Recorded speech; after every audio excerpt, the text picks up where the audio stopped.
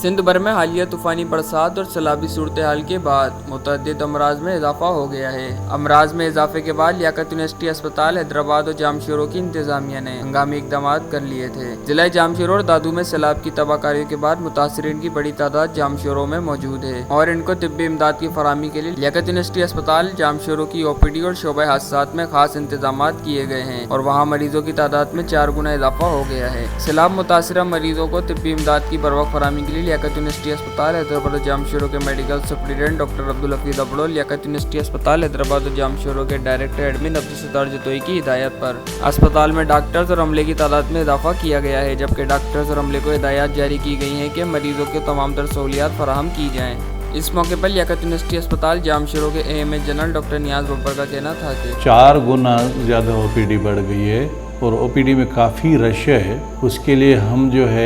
نے OPD کا extension کیا ہے اور کوشش کریں جتنی سہولت ہو سکے ہم ان کو دیں۔ میڈیسن کی تعداد بڑھائی ہے، ڈاکٹرز ہم نے OPD میں زیادہ دے دیے ہیں،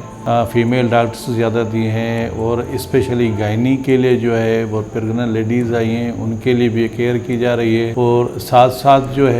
سیلاب زدگان لوگوں کے لیے ہم نے ایک الگ سے ایک وارڈ بنایا ہوا ہے اور وہاں پہ ہمارے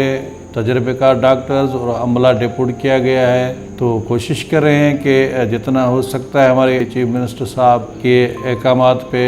میڈم عذرا پیچو صاحبہ ہماری minister health and secretary health, ہمارے medical superintendent doctor Abdul Hafeez Abro صاحب ہیں، آنریبل ہمارے ڈائریکٹر ایڈمن عبدالستار جتوئی صاحب کے اسپیشل انسٹرکشن پہ ہم الگ سے OPD بنائی ہے، الگ سے وارڈ بنایا ہے، ان کے لیے کھانے کا میڈیسن کا پورا ارینجمنٹ کیا ہے۔ اگر کوئی پیشنٹ کو ایمبولینس کی ضرورت ہے وہ بھی ہم نے الگ سے ایمبولینس ان کے لیے ایک ڈیپوٹ ایمبولینس کر دی ان کے لیے۔